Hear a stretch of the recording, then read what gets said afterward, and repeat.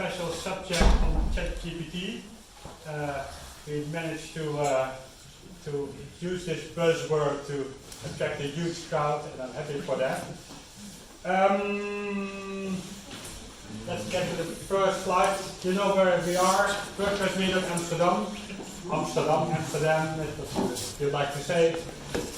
This is our, I believe, fourth meetup this season. Sixth. And 2 borrows. And we are still doing better. Let's meet our organizers. First of all, Sabine Visser, over there.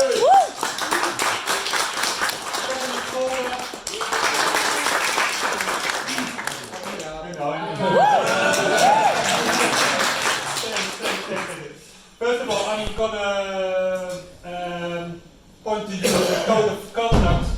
This is basically about be kind to each other, no aggression, no discrimination, anything like that is not really tolerated over here. If you feel not welcome, not happy, seek one of the organizers and ask for some help.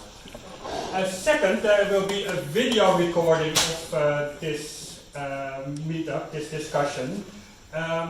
If you don't want to be in the recording, put yourself behind the camera and you won't be on it. But I guess that you knew. You knew. No, nobody saw it. Yeah. If you want to use the Wi-Fi over here, you can see it, and later we will have drinks at the bar on behalf of our sponsors. This is our schedule, we just started, then the panel discussion in 10 minutes, some questions after that, and there's an open call, I will point out later what it is, and then the drinks. The open call is about you want to ask for anything like a job, like a problem you want to discuss. If your cat is lost, it's not appropriate, but if it has something to do with WordPress, PHP, ChatGPT, UX, it's fine.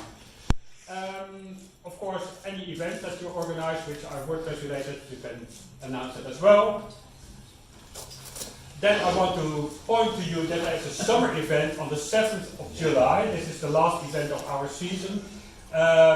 It's probably a bit, well, animated with a dinner and so on. If you put yourself on this list over here, and you have attended 3 meetups, you have a priority to be there.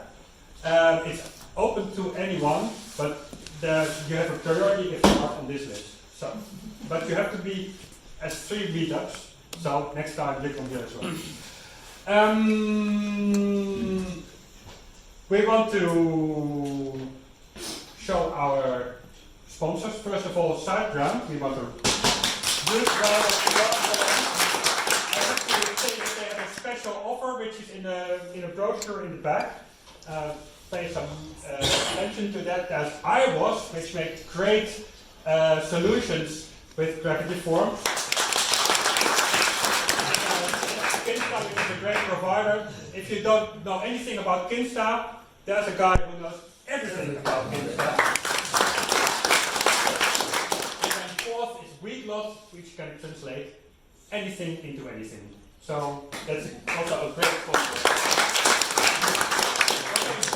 I will do a very short introduction for newbies on ChatGPT. Are there any people who have experimented with ChatGPT? Hands? Anyone who doesn't have used ChatGPT so far? Great. I can do some explanation on that. Who has a ChatGPT account? Okay. And who pays for ChatGPT? Oh, a little less. Who implemented a solution from ChatGPT? Oh, even less.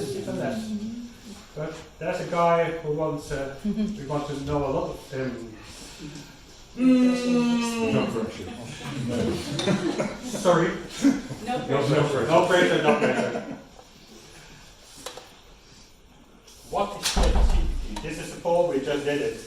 This is the first screen that you will ever see if you go to this website called chat.openai.com. This is the front end of ChatGPT. Many people probably ignore what is written over here, but actually it's quite interesting because it says something about the capabilities, that it remembers what it has answered. So you can continue on its answer. So you can focus a bit more in your answer or put it in a different direction. I will show you an example in a few minutes. Then there is trained to decline inappropriate requests. So if you want to shame anyone or so, there's probably a filter in it that it won't answer anything like that. There are limitations. May occasionally generate incorrect information. This is quite interesting. Some other AI bots could use such a declaration as well. And it may occasionally produce harmful or biased content. This is also interesting because we have found out that even ChatGPT is not very, does have an opinion, and probably it's slightly left-wing. We might discuss that slightly a little bit later. And then it has a limited knowledge of the world and events after 2021. So the model doesn't go further than 2021. If you want to ask anything about the war in Ukraine, you won't get an answer because it doesn't know it. There are 3 versions of ChatGPT. There's a paid version, there's a free version, and there's also a version that you have to log in to get an answer, and then your conversations will be saved.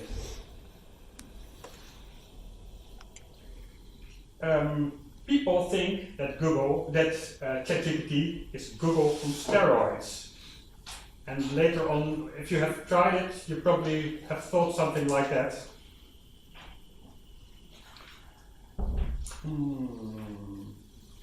One of the important things about using ChatGPT is what we call the prompt. This is the bar over here which says send a message.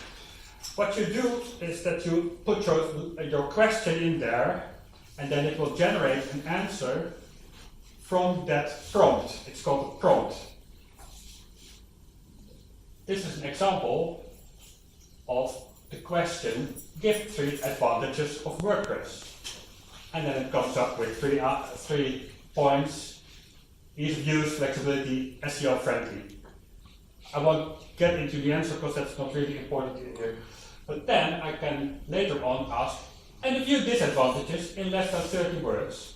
And then ChatGPT knows that it's still about WordPress, and so it's more or less focusing in a different direction. And at the same time, you can put a limitation on it.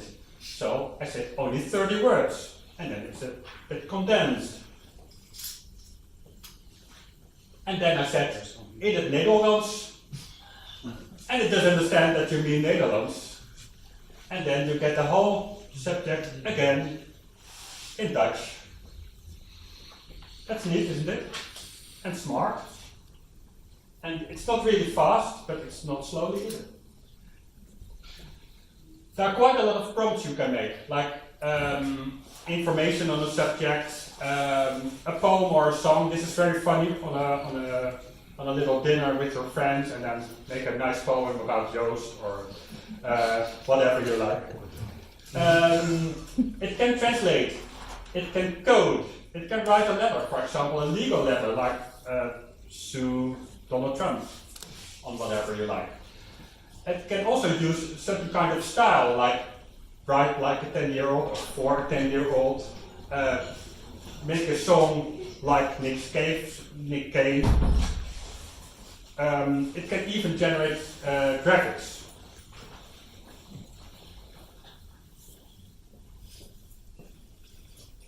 This is an example of write a function for WordPress to substitute numbers for Roman numerals.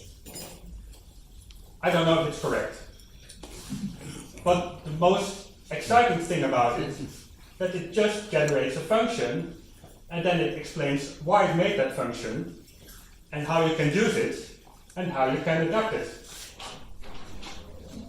And this is quite exciting because many people work quite some time to figure out this kind of code, and this was generated in less than a minute. But I don't know if it works. You have to find out for yourself. But it can also debug, I heard. Not that I know of, because I'm not really that good in PHP myself. And you don't make any coding mistakes, right? So you don't make any coding mistakes, so you don't need to debug. If you don't write PHP, you never make PHP mistakes. But I do write PHP, so I probably make mistakes. Now we are back to the opening slide. This text you saw when you entered, you saw this text already. And it's quite interesting. This is I asked this question to ChatGPT. So what is the influence of ChatGPT? This is the general question on WordPress. And then ChatGPT writes that as an AI model, ChatGPT does not have a direct influence on WordPress. However, it's possible for developers to integrate AI language models like ChatGPT into WordPress sites. So it's basically pointed on developers in the first paragraph. Second, it says, for example, ChatGPT can be used to power chatbots that can communicate with website visitors, answer frequently asked questions, and provide personal recommendations. This can help business automate their customer support and provide 24/7 services for their customers. So it's a function to automate customer support. And actually that's quite conventional because many chatbots are about customer support. So this is not very special in the combination with ChatGPT and WordPress, to my opinion. But the third paragraph is ChatGPT can also be used to generate content for WordPress sites. By analyzing existing content on the website, ChatGPT can generate new articles, product descriptions, and other types of content. This can save time and resources for website owners and, this is important, improve their SEO by providing fresh and relevant content. This is a very interesting question. Probably many people will have something to say about it, because is SEO combined with automatically generated content really helpful? And then the fourth is just a conclusion. This is not very important. Well, to my opinion, ChatGPT is really incredible. It's transformative. It will change the way we look at computers and websites, just like the introduction of Google. Well, I probably first saw Google in 1996. There was a guy coming to me and said, "Oh, you should try Google. This is amazing." And we only knew, what was it? Alta Vista. No, Ilse. No. Well, and actually Google was amazing. Really, really. This is probably, we don't know yet, the next Google. So the question now is, how can we use ChatGPT in the WordPress community? And we're going to introduce our panelists, panel members. First of all, let's start with Monique. Monique, just start with Monique.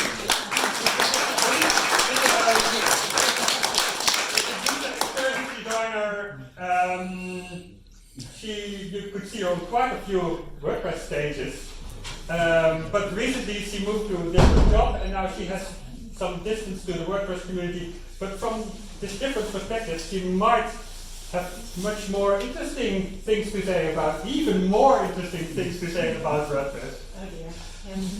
Sit down, choose a chair, not this one.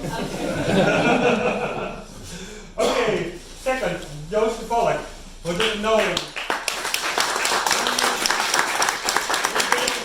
He's a brilliant SEO plugin. Yes. He's a WordPress developer, SEO specialist. He's involved in the global WordPress community for development and marketing. And I personally was very much impressed by the opening talk on WordCamps Netherlands 2022, which was about sustainability. Yeah. And every week I think at least once or twice about this talk. It was very impressive. Yes. Yes, definitely. Paul van Buuren. As a full stack WordPress specialist, one of his focuses is on accessibility. He's also the man behind Tegelizr.nl, which can make beautiful Delft blue tiles with on their the own table text. over there. Yeah, That that is is sticker. very nice stickers. And then he's also a virtuoso in Dutch language, to my opinion. That's why we have this conversation here. That's why, yeah, I think he can do quite well in English as well. Okay, I'll just put up the questions. Well, you have to know Paul van Buuren, but you can see that.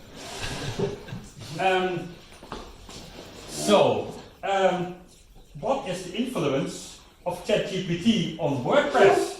And let's start with development. What does it do? In what way does it help? Is it a challenge? Is it a mistake? Is it danger? What is it? What does it do? So, as with everything, it depends on how you use it. Give some examples. So, what you just showed us, a screenshot of ChatGPT giving code examples, is actually a fairly good use case, I think, of why ChatGPT can be very helpful. So, some of the stuff I've done with it in the last few months is like giving it old PHP 4 code and saying, hey, can you turn this into PHP 8 code for me?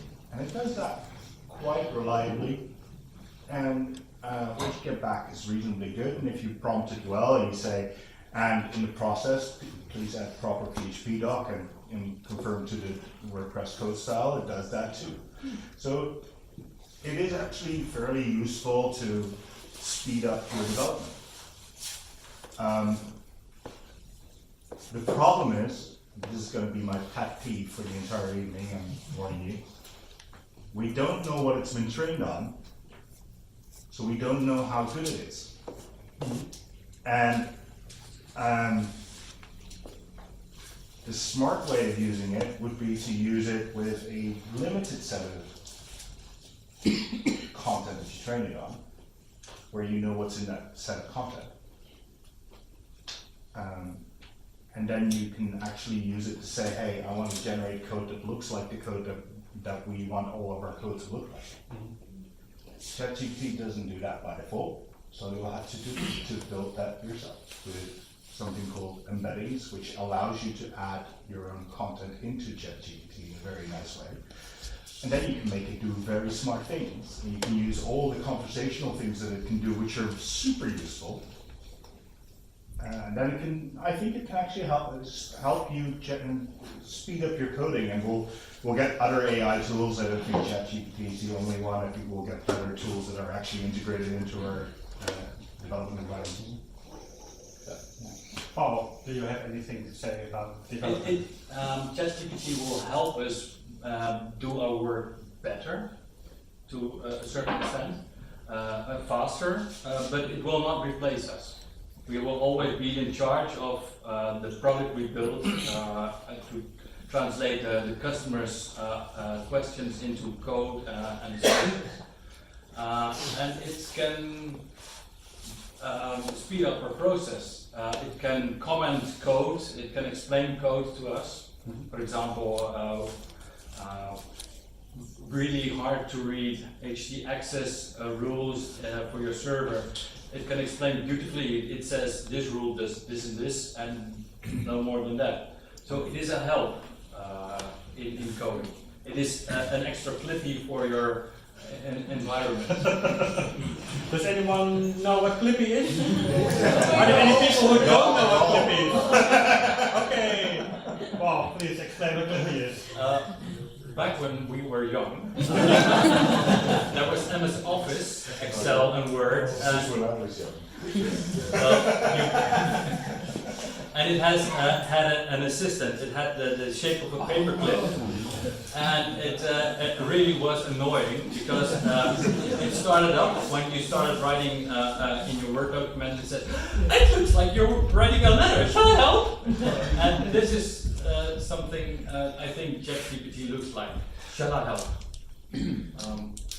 Yeah. Monique, how about you, ChatGPT and development? And development. So I was a bit worried because I'm here with like two very smart brains, and I'm not a developer. So it's You're like, smart. what can I add to what's already been said? The only thing I know is, and you probably know it as well, I come from a background in graphical industries, and I think you do too. So, you know, graphical industries were like typesetting with lead. It was a really slow process. It took a lot of time. During my time, I saw Photoshop 1 and computers being introduced. Clippy, we could do things faster, and also eventually, like the major productivity of graphical work has been done by digital printers. And in the early 2000s, colleagues for me in the printing industry said, "Oh, they can never compete with us because we're the pros, and those printers, I can always see when it's printed and it's not on a real German press." They're all gone, like they're next to nothing. So I see it as like embracing new technology, but also be very critical on how you use it. And I don't see it as replacement. I can see it as something that can help us, but yeah, don't rely on it too much. Yeah, I would never start a career as a developer now that we have ChatGPT, for instance. no, it will definitely make things easier for non-developers to Well, make a good prompt and then write something and. Well, I made a very good prompt because I gave it a command where I said, generate CSS cat art for me. And it did. It outputted, I'm a cat fan, some people might know that. So I outputted HTML, CSS, and JavaScript. And I put it into CodePen, and it was a mess. It didn't look like a cat, so, you know. It's too bad. I do think that you're onto something where when you say, hey, those printouts don't exist anymore, I do think that this is it's a step change in how fast people can code things. And we're not there yet, but there's like more, it's very clear that this is gonna make coders much faster. Yeah. Honestly, that probably doesn't mean that coding is no longer a good job, but it does mean that you're spending much more time on the logic and much less time on everything around it, which is awesome, because I hate all the time spent on stuff around it. And I do think that it will mean that you need less coders to do stuff, which in general I think is probably a good thing. Or you can use the same amount of coders And do do more stuff. No, yeah, absolutely. But for smaller projects, it will mean you can do it with less people, and you're already seeing that breakthrough technologies don't necessarily need very large teams anymore. And I think that'll become the case even more, where you can do things with relatively small teams. I found a few other things on development. One of the things that, for example, Stack Overflow doesn't allow ChatGPT generated answers on questions to be published. So it does say something about the value, about the truth that comes from ChatGPT, because it's not yet validated. I looked for plugins in WordPress, which have the ChatGPT tag. There are 40 plugins, about 40 plugins in WordPress. Many of them are about chatbots or content generation. So, but nothing really special like yeah, it doesn't really surprise me so far. There is quite a few, there's not necessarily plugins, but you have things like code.wp.ai, which generates a lot of WordPress code snippets, and there's like 3 or 4. What is it called? I think code.wp.ai, I might be, but well, if that's not the case, Google it, because you don't know the word.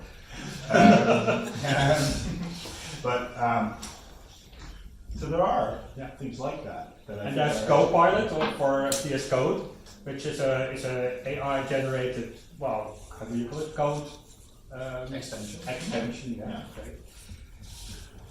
Let's move on to design. What does ChatGPT help with design? From being a designer myself, I think what can you design with ChatGPT? Because it's all about text. But then, for example, you can make how do they call it? Those little patterns or design tokens that you can design yourself, or you can create the IDs for websites. What's your opinion about the help of ChatGPT in design as a UX designer? Yeah, well, there you have it. Design is much more than just the visual part, right? And I think a lot of designing is about solving problems. I think it's the same with development. Like if you see yourself as a code pusher or as someone who puts squares on a white blank canvas, then you might see it as a threat. But if you want to use it as something that helps you discover things and speed up things and get rid of the tedious tasks. I've seen some examples where people generate content for mockups or personas or stuff like that, or come up with a proposal for a research survey for usability testing, where you don't have to come up with the questions all yourself. And it may not be perfect, but it will give you a good start on where you can look for some answers. So I definitely see possibilities on. I personally see it more like the diverging part of creativity. So make a lot of ideas, and then later on, the human will be more focusing on the useful ideas, and then refine them into something really useful. Yeah, and it's interesting that you mentioned creativity, because I found some flaws there. And you mentioned write a text like Nick Cave.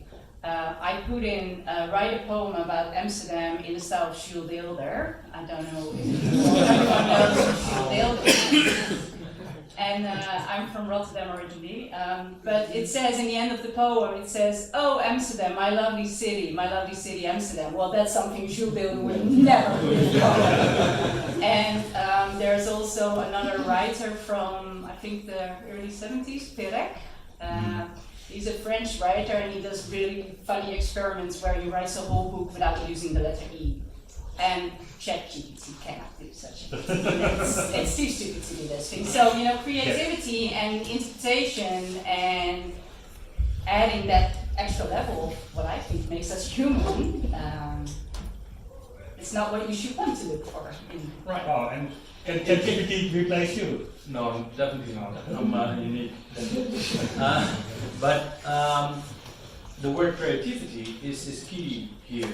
That is something a machine, in my opinion, still cannot do. Creativity is combining things that were not combined before and seeing the usefulness of it in it. If you want more cliches, you could use GPT easily. It can create any website you want. If you need a specific translation of ideas into form, then you need a human. So I'm not sure GPT is a danger for creative people. Creativity is so much more than predicting what word will come next. And creativity is something that we need as humans. Very human, yeah. Otherwise, you get one-dimensional sausage. Right? Yes. Well, we're speaking in English. Do you have anything to say about design? No, I think Monique was actually right in that. So everything that people have already done that can help you in UX design, and that they've done a lot, you can absolutely repeat with ChatGPT. So you actually search asking for example questions, it's definitely asking for that and then build on top of that. That's actually a great example. And this is why I have a paid account for ChatGPT, because stuff like that, you're doing a lot in your day jobs. Whatever it is you're doing a lot of that kind of work where it can help you just do that fast.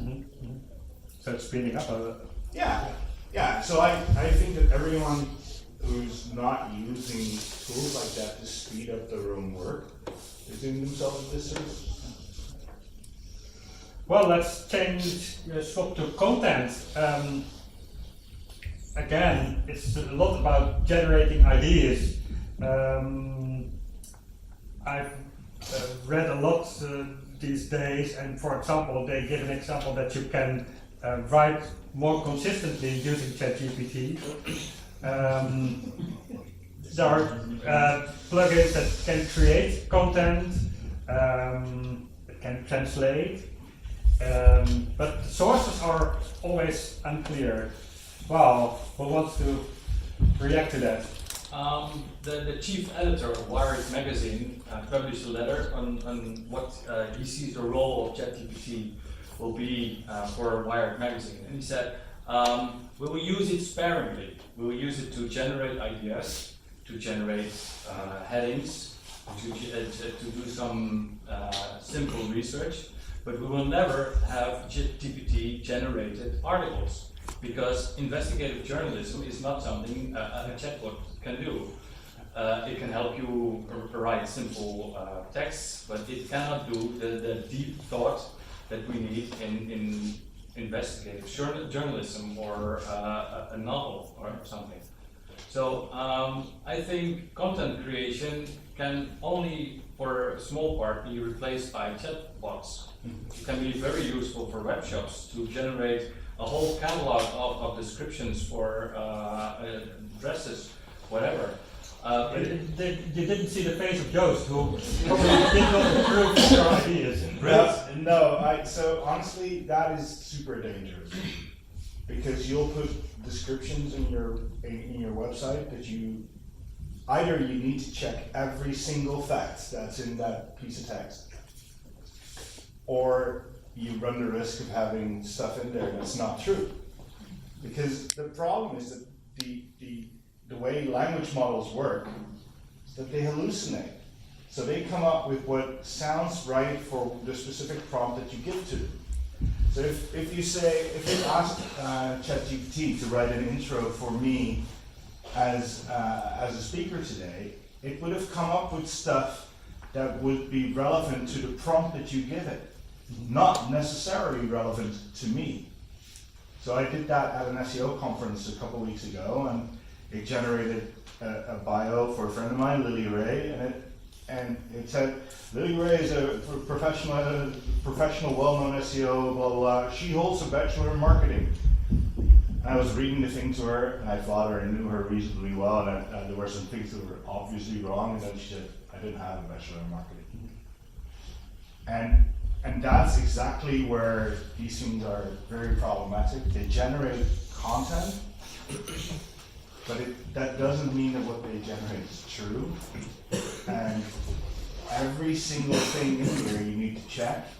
And it's the things that you don't check because you just assume that they're true that gets into your content that will become a problem later on. There was an article recently about investigative journalism, and that this, of course, is a lot of work for the journalists themselves and costs a lot to make articles which are deep, and that then the ChatGPT of the language models, the AI, puts together a new article based on this journalism, and who's going to pay for that? So it takes away the business model of editors, of newspaper. I think that's true for AI everywhere, the way it works right now. We were talking a bit about that before. Yeah. The whole model needs to change. Well, I tried to invite Boston Alons to be here, but well, he's not here. But I was wondering, would his plugin WordPress help us against the AI generated content? So Please explain what it Okay, is. WordProof is a blockchain generated timestamp on an article, which basically says this article is new, this article is made by this author specified in here. This is basically what WordProof is about. Yeah, well, I wish it did author already because it doesn't do that yet. So full disclosure, my wife and I invested in WordProof, so not entirely.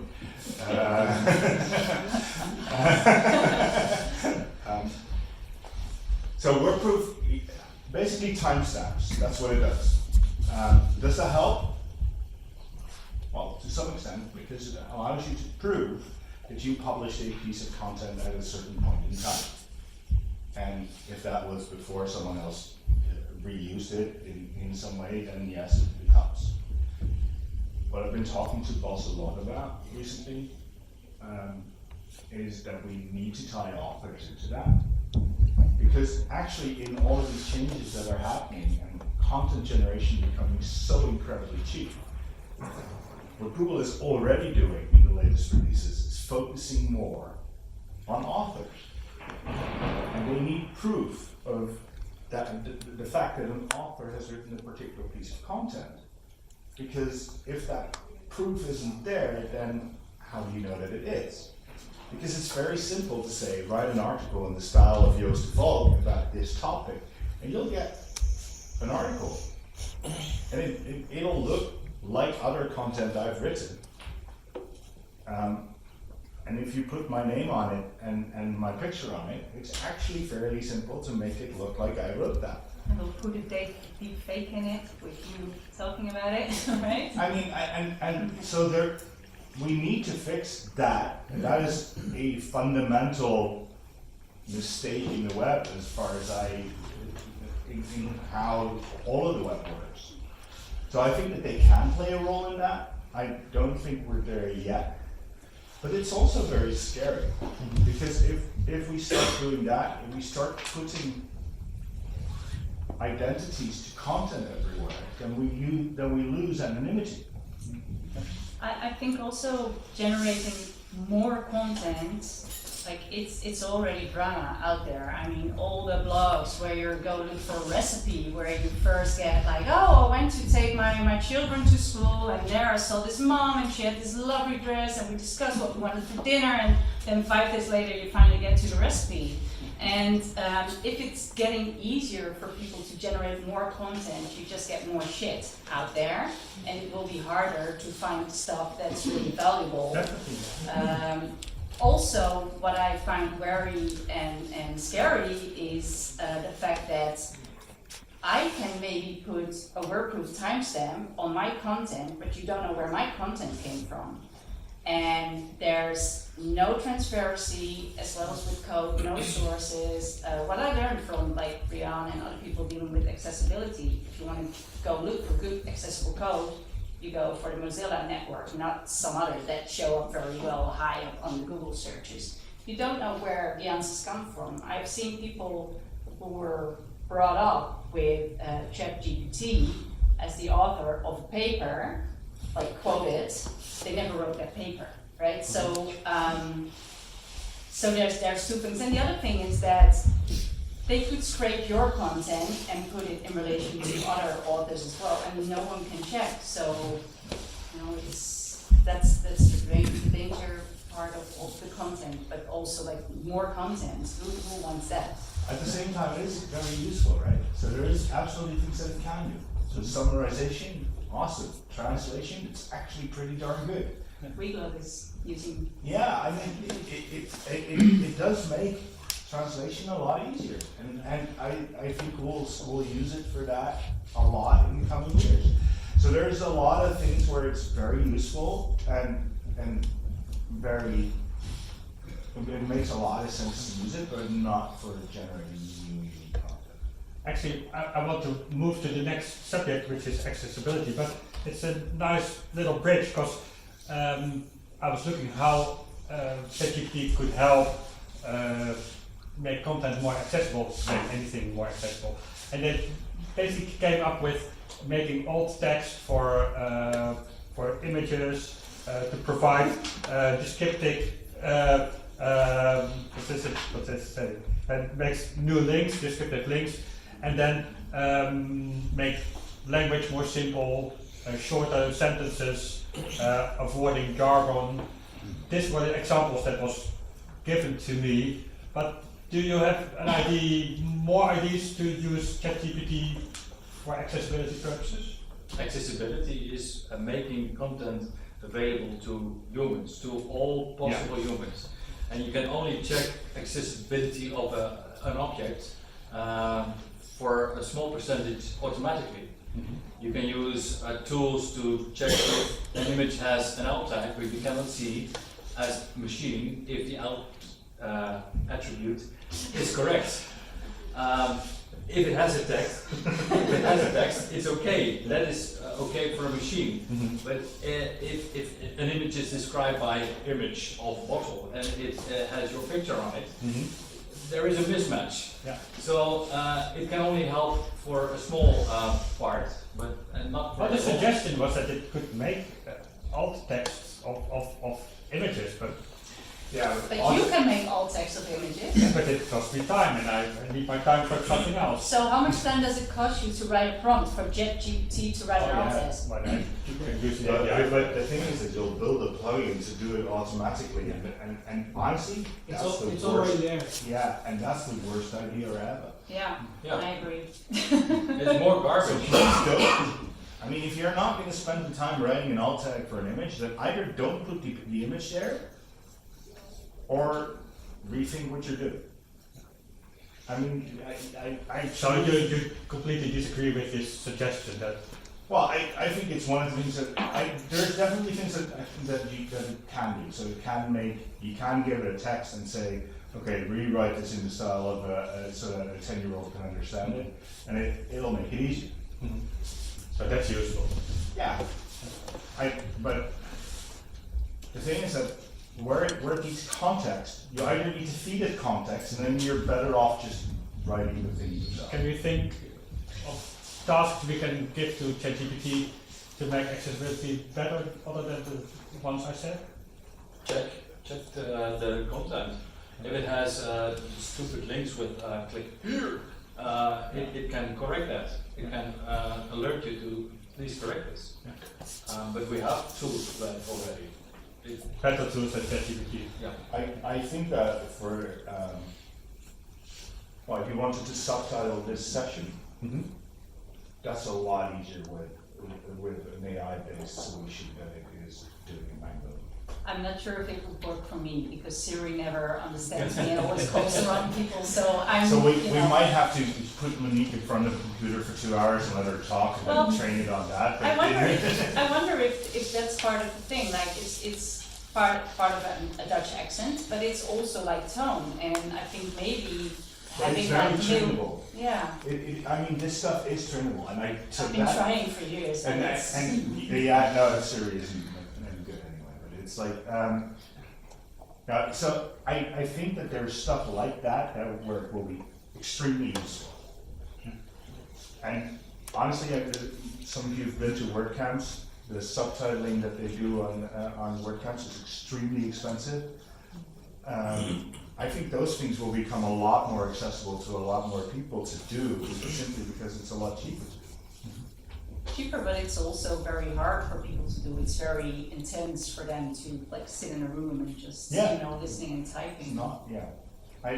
But at the same time, they might enjoy their job, and we've just taken them out of the job, and sorry about that. Well, if there you have it again. If you just see as someone who's typing words into a machine, then you're out of a job. But if you're someone who cares about making content accessible for people who cannot hear, you can still find a way of maybe using the tools and using IA to sort of generate the words easier instead of you typing like a manic.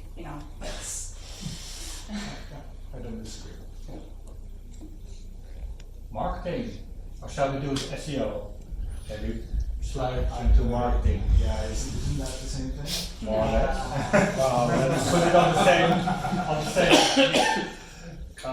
Well, shall I first repeat what ChatGPT suggested about ChatGPT can also be used to generate content for WordPress websites. By analyzing existing content on your website, ChatGPT can generate new articles, product descriptions, and all types of content. It can save time and resources for web owners and improve their SEO by providing fresh and relevant content. Joost. So please don't. Like seriously, please don't. Why? So I think it's a perfect writing aid, right? So it can help you think of like, hey, I want to write an article about X, how should I structure that? By all means ask that and use some of those things. Don't use it for research, because it's not a research tool. Don't let it generate actual content, but you can give it content and help you rewrite that content to make it better. But having it generate content is just a bad idea until we've solved what they call hallucination, which is where it comes up with its own facts. Until that is solved, until we can actually prevent it from doing that, which if you dive into the tech is going to be incredibly hard the way that they've built the stuff now. It's based on transformers that literally just predict the next word, and then it's pretty hard to do that, to fix that. So as long as we know that it hallucinates, don't let it generate your content. But as I said, use it as a writing tool, use it to summarize, use it to translate, that sort of stuff. It's pretty good. Still needs to check. But I think you can use it to make that process, the process of writing good content faster.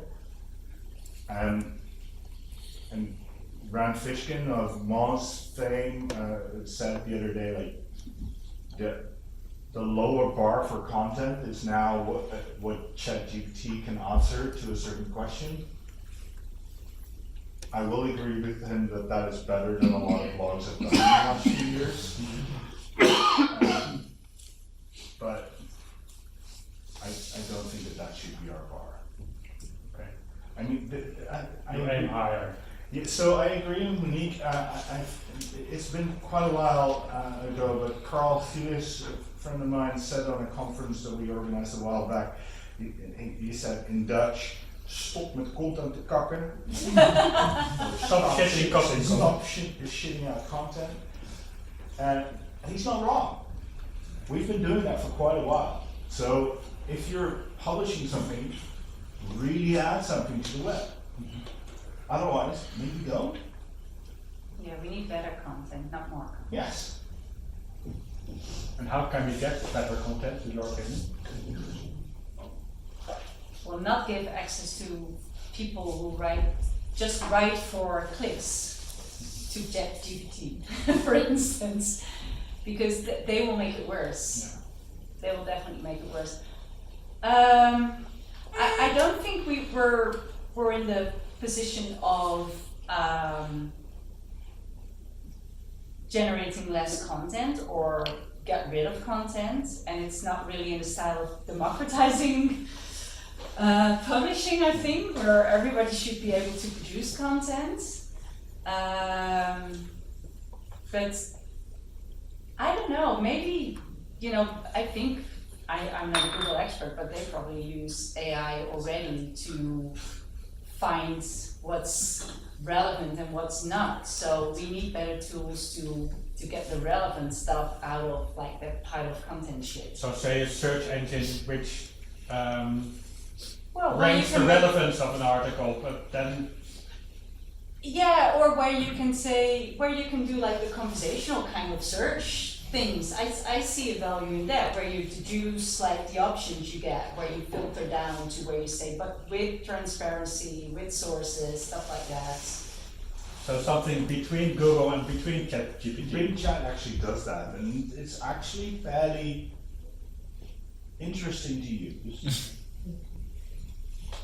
It still has a hallucination problem too, so it'll literally create URLs that do not exist. The Guardian has emails every day at the moment. Chris Moran from The Guardian tweets a lot about this topic, and they have emails every day from people asking, hey, I can't find this article that I found in my research. And they've started auto-responding to those now because those articles don't exist. ChatGPT came up with the full URL. So I see the challenge here for designers, like create a special 404 for these results, right? That can be fun. Absolutely. No, but so that interface, I agree.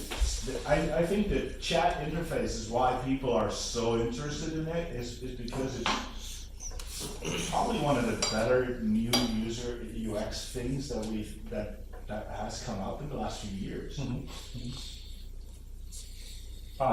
There is the issue of trust, Yeah. the issue of truth. AI has nothing to do with truth or research.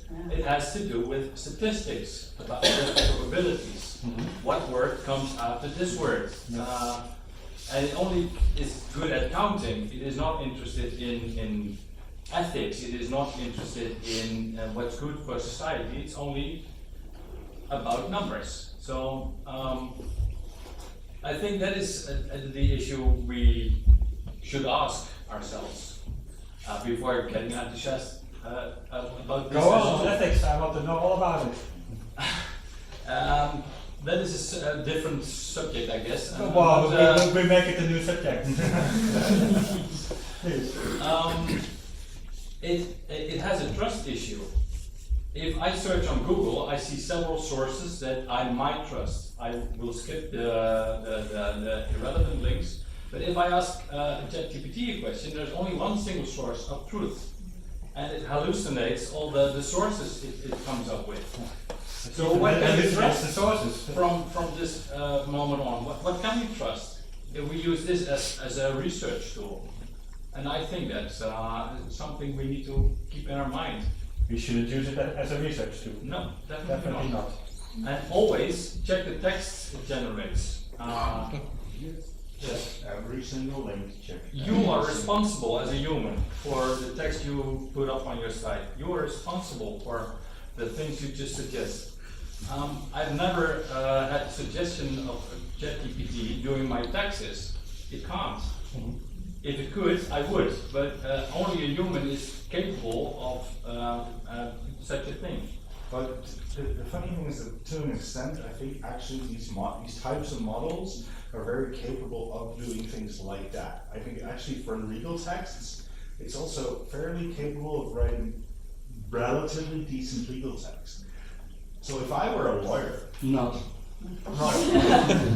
because it's context, and the ChatGPT now is English based, which is a completely different system oh yeah, than so the Dutch. please don't So use it if for you, Dutch law. and it No, uses translation. So the English words of overeenkomst might be the same, but in the context it's different. I fully believe that. And then it goes in a direction which is completely false, but it states like it's the truth. Yeah. But when the context gets better, So the thing is that in this case, it's very important to know what's in the model. And if you can if you could say, hey, I have, and I guarantee you companies are already doing this. If you're a large legal firm, you throw all of the contracts you've compiled in the last 5 years into a bucket, and you make a large language model out of that, and you let that generate your copy. I Combined with, recently spoke to a lawyer who exactly said this to me. that's true. and honestly, because it makes sense to do that, and it'll speed you up by a lot, because it all is generally the same. It uses very predictive language. It's not very creative in this language. But could you, for example, say, things usually, but could you, for example, ask ChatGPT, make a contract according to Dutch law. But I don't think at this time, because the context of GPT is a bit more English than it's Dutch, but it will get better. And the problem there is, we don't know. Because We you're also also speculate, of course. No, so I have a very strong opinion on where the law in this case should go, and it's very much about we all need to know what's in those models. Yeah. Yes, definitely. There was an article about where the training sets came from, and these were, I think, 5 large data sets compiled by American universities. That means American universities give you the answers. And that's not exactly my complete world. I'm a Dutch citizen, I'm not an American citizen, and it may very well be that the answers are culturally appropriate for American citizens, but not for me. And the question about Dutch tax law or whatever is still relevant. That is also something you need to take into account. For who is this available? For who is this suitable? So there's a very cool solution out there called Dogspot.ai. It's actually built by the CTO of wpmeetupamsterdam from the WordPress community, that does these things in OpenAI. So it allows you to just point at a set of content, and it'll have the same interface as ChatGPT, but it'll only answer from the set of content that you feed into it. Everyone can use that. Everyone can feed that whatever content they want. That is awesome. And at that point, you see the potential power of large language models in a really simple, quick, and relatively quick way. And that helps you build chatbots and all sorts of other things that actually really, really help. Can you maybe repeat that name? Dogspot? Docsbot.ai, so docsbot.ai.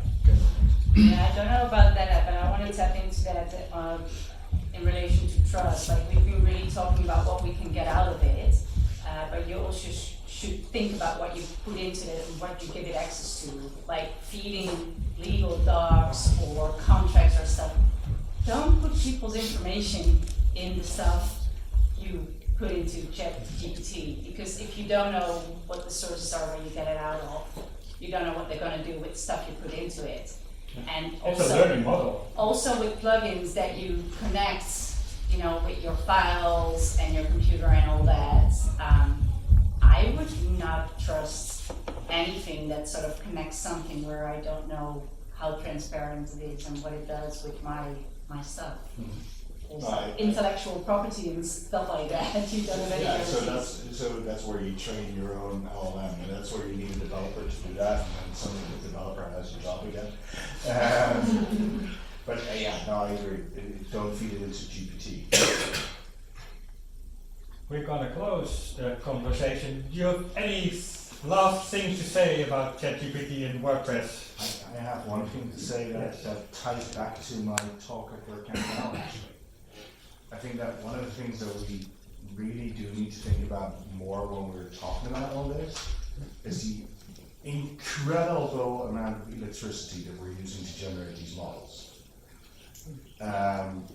It's absolute insanity how much computer power is currently being used to train these models.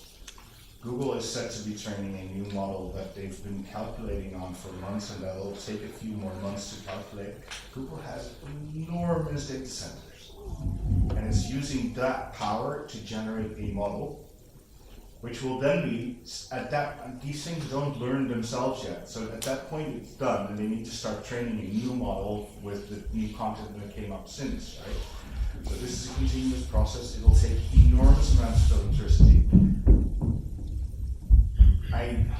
I have a deep problem with how easily we just use all these tools and play with it, and at the same time don't think about the CO2 usage. And at the same time, we were all putting our heating 1 degree lower. And honestly, that's bullshit. That uses so much more power than all of us together use on the heating of our house or anything else. So that's where, that's I think something we need to think about. Carl, famous last words about ChatGPT. I asked what the reason was for the answer of to the question, the meaning of life, universe, and everything. As you all know, it's 42, but the machine said it is 42 because Douglas Adams said so. And that was a very disappointing answer. Okay, yeah. So you're not a fan? No. Yet. Monique. Read books on paper. Second hand, because they're already there, so you don't have to waste your resources. You can get them for free. Well, thank you for your information, your ideas. I hope that it really helped you, public, be inspired by these great spirits over here.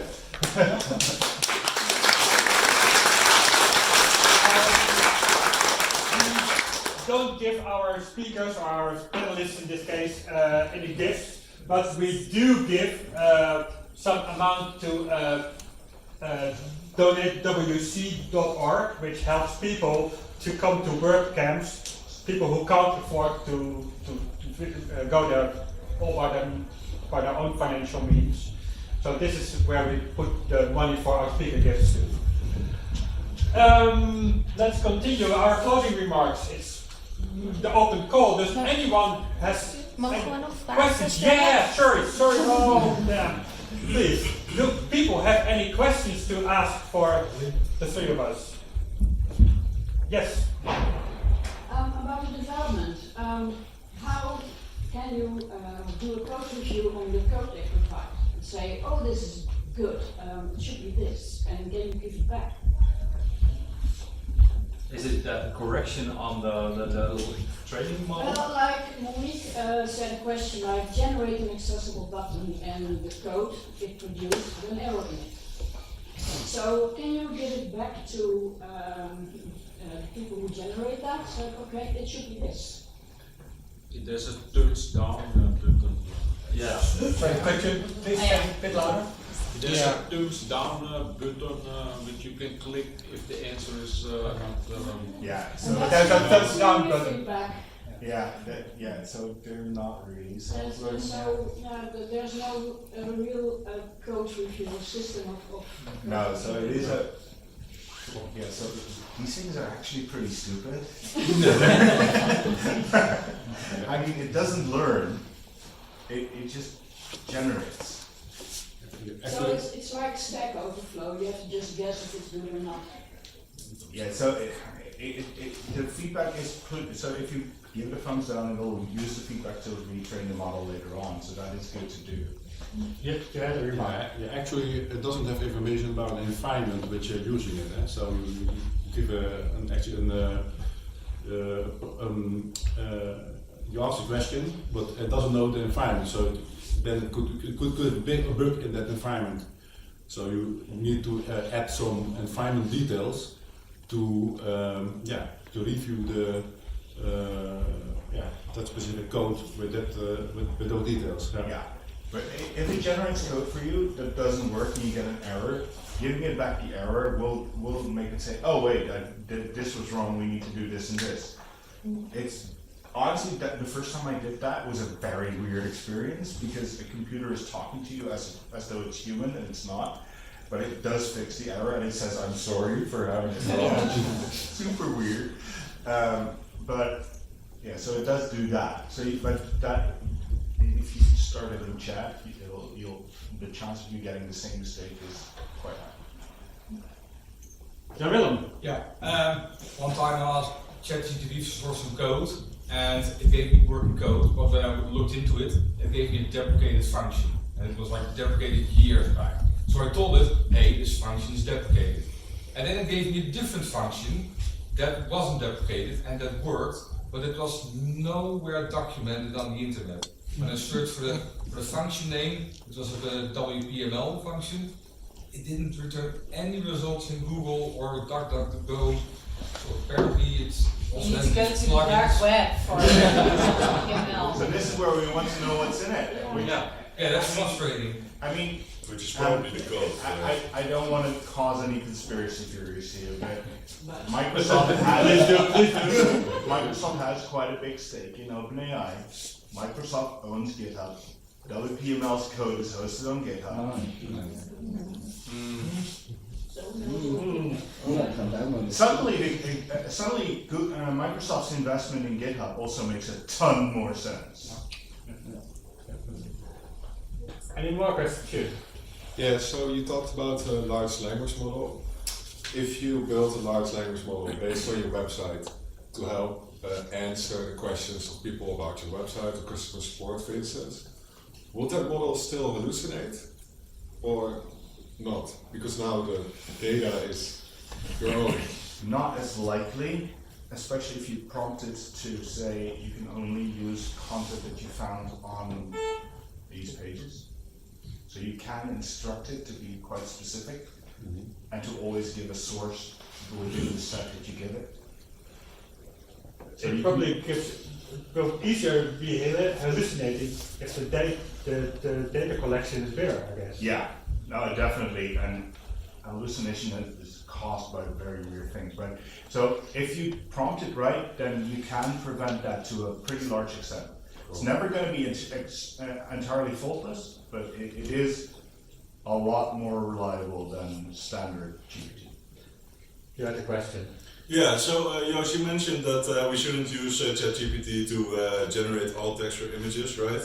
But you also said that it's okay to write subtitles. So what makes subtitles a better form for ChatGPT to use it on than alt text or images? Because subtitles, it should be writing down what I say. And when the problem is when it generates an alt text for an image, it can sort of describe what's on the image, but the alt text should be relative to the content around it, and not just to the image. But even with subtitles, you'll have a lot of situations where people mute the sound and just read the subtitles, and they can go off in an hallucinative state as well. So you have to check it as well. Then it would generate the subtitles off of the text that's there in the video, of course. But, I mean, generating subtitles off of spoken word is literally just translating my speech into words. So at that point, it's not generating anything itself. As soon as you start to think that thing can generate things for you creatively, I think it's where It will be like a mute video of you, where you give a prompt and say like, give me an example of what Joost would be saying on this video where we can't hear him. And then it would be very speculative and very hallucinating because... Almost like being real life. Yeah. So no one would know. Okay. But I mean, you can feel it the context, right? Sorry? If You it's can feel it the context. You can give the image and say, what's on this page? Now generate the alt text. or it's a different Why language. don't you just put alt text in then? Yeah, that's what I just Yeah. said. Oh, well, because I can automate this. Yeah, well, yes and no. Not entirely. And the problem is that I can let it crawl my page. the problem is that thing doesn't know what's important on that picture. And you do. There's another question over here, Fergie. Yeah, so if we conclude that ChatGPT right now is a pretty blunt object to use, right? It's not as smart as we think it is, and probably should be smarter. What do you think the future for ChatGPT is, and do you see a better solution for other LLMs? Okay. We're all looking at you, Paul. Well, actually, That's a good question. You can start hallucinating. let's repeat the question again. You had it about... So okay, let's conclude that ChatGPT right now it looks very fancy, but it feels like a really blunt tool to actually use right now. It's not perfect, and we need to be very careful how we use it. How do you see the future of ChatGPT, or do you think there's going to be room for other solutions with other LLMs? Because the ChatGPT is not the only solution out there. There's a lot of other language models or AI tools right now that do the same or do it even better if the set of data is confined or even specialized maybe. Well, predicting the future is hard. I'm not sure if what improvements can be made to this model. I would use it as an extension of my current tools. I think for some people these tools are really a threat. Consultants should really fear for their work because their work will be obsolete, I hope. But for people who do work that translates ideas of people into physical objects, there's still work to be done. This can only help you do things with text or with things you do on a computer. But it cannot take care of your children, for example. It cannot do anything useful other than a thing on your computer. That's about it. And there is a whole lot more than computers in the world. There are physical books, for example. And there people. Are people to talk to. So I'm not sure if Joost has a better answer. No, you said something important there, because us all being here together sort of proves, like, we didn't tell you anything new or revealing, I think. But having the discussion together and getting someone's view on things and making you start to interpret it, that's like superhuman power. And I think you should embrace new technology. It's there, we cannot ignore it. Also what they do in schools, like, they're going to use it anyway, so better train them to use it wisely and be critical on the downsides of using it. So yeah, we cannot predict the future, but what I think would improve it though, if I'm stealing your...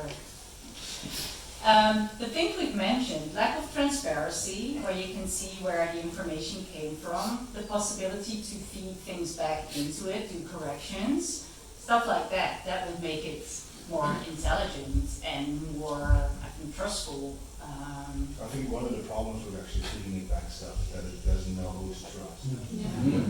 Trust is an issue. Yeah.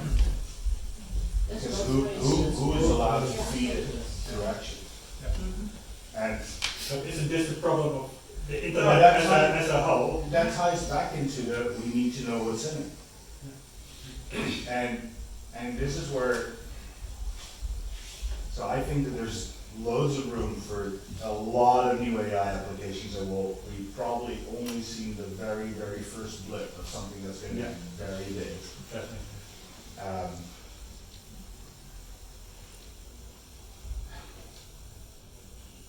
My biggest fear here is that our lawmakers have no bloody clue what's going on. And that needs to change fairly quickly before we kill a lot of content monetization models. Can I ask you then another question? Because, for example, Italy put a stop on ChatGPT.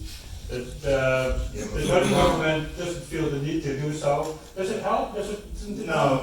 No, honestly it doesn't, because it's for the wrong reasons and the wrong way. I mean, so for the longest time we've allowed the web to be, and search engines to be opt-out. If we wanted our content not to be crawled, we needed to add a robust.txt and say you're not allowed to speak. I think in LLMs, we need to switch to an opt-in model where we choose where we want our content to be used. And we need to go to a licensing model, and how that works, I don't know yet, but we need to get to a licensing model where people get paid. Because right now, these models are trained on entire archives of The Guardian. And The Guardian doesn't get paid for it.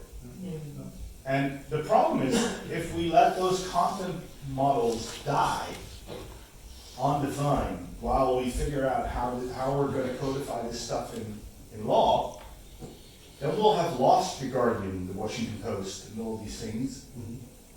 And then we're going like, oh shit, this was not a good idea. So that's where I'm worried and where it needs to move a bit faster. And then I think there's the technology in itself is super powerful and super useful. It can be done it can be used to do a lot of cool things. So shall we wrap up, because it's almost, it's already 8:30. Thank you again, and please just feel yourself invited in half a year or a year to see where we have gone to and what has changed or what doesn't have changed. And I think the conversations again will be very exciting and interesting. Thanks again. Open call. Anyone things to say? Looking for a job, having a problem, PHP, whatever. No one. Okay. That's great. Next Amsterdam Meetup, the 23rd of May. Look at the Tegelizr. Then we have the summer event, and we already have a new agenda for the next season with a lot of talks and also 2 borrels. Sorry. One thing to add, 7th and 8th of September this year there will be a new WordCamps in the Netherlands. Thank you, this is great. Same place in Arnhem. It's really great to go there. Are there people who didn't go to WordCamps in the Netherlands last year? But you can go. You missed something. There are other WordPress events. Tomorrow there's a contributor day online at Yoast, the office. Then there's a WordPress Meetup in Scholte, in Eindhoven. If you want to know anything about Scholte, Jaap Wiering is over there. Hi. Yeah.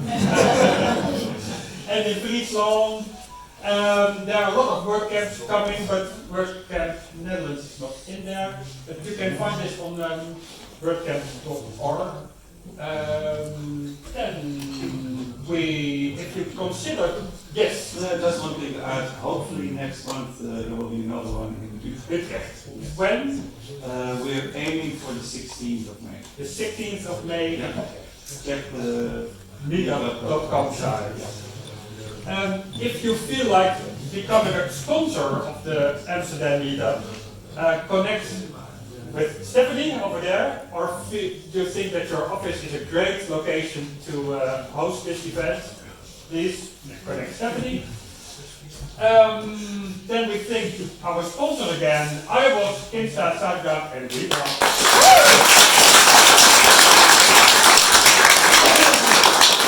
If you want anything to know about us, these are the URLs, Twitter, Slack, web, and now it's time for drinks at the bar.